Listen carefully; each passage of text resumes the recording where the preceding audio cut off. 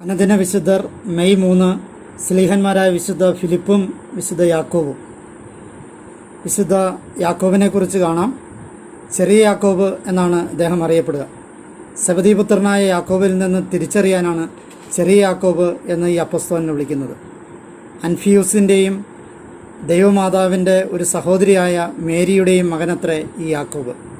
ഇദ്ദേഹത്തിൻ്റെ സഹോദരനാണ് വിശുദ്ധ യൂദ. യാക്കോബിനോടുള്ള ബഹുമാനാധിക്യം നിമിത്തം യഹൂദന്മാർ അദ്ദേഹത്തിൻ്റെ വസ്ത്രത്തിൻ്റെ വിളുമ്പ് തൊടുന്നതിൽ മത്സരിച്ചിരുന്നു. ജെറുസലേം കൗൺസിലിൽ അപ്പസ്തോലന്മാർ എടുത്ത തീരുമാനത്തിന് അവസാന രൂപം കൊടുത്തത് യാക്കോബാണെന്ന് നടപടി പുസ്തകം 21 അധ്യായം 17 വാക്യത്തിൽ വായിക്കുന്നു. ഒരു ലേഖനം സ്ലീഹായുടേതായി വേദപുസ്തകത്തിലുണ്ട്. ലോകമാസകലം മാനസാന്തരപ്പെട്ടിട്ടുള്ള യഹൂദന്മാരെ ഉദ്ദേശിച്ചാണ് അത് എഴുതപ്പെട്ടിട്ടുള്ളത്. പ്രവൃത്തി കൂടാതെയുള്ള വിശ്വാസം നിർജീവമാണ്, നാവ് ശരിയായി ഉപയോഗിക്കുന്നവർ പരിപൂർണരായിരിക്കും എന്നീ വിശിഷ്ട തത്വങ്ങളാണ് ഈ ലേഖനത്തിൽ പൊന്തി നിൽക്കുന്നത്. യാക്കോബിൻ്റെ രക്തസാക്ഷിത്വം ഹെജസിപ്പൂസ് വിവരിക്കുന്നുണ്ട്. ക്രിസ്തുവിലുള്ള വിശ്വാസം നിഷേധിക്കുവാൻ യഹൂദന്മാർ യാക്കോബിനോട് ആവശ്യപ്പെട്ടപ്പോൾ അദ്ദേഹം കോട്ടയിൽ കയറി നിന്ന് പറഞ്ഞു, മനുഷ്യപുത്രനായ ഈശോ സർവനാഥൻ്റെ വലത്തുഭാഗത്തിരിക്കുന്നു.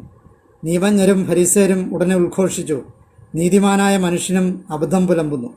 അവർ കയറി ചെന്ന് അദ്ദേഹത്തെ താഴേക്ക് തള്ളിയിട്ടു. കീഴെ നിന്നിരുന്നവർ അദ്ദേഹത്തെ അടിച്ചുകൊന്നു.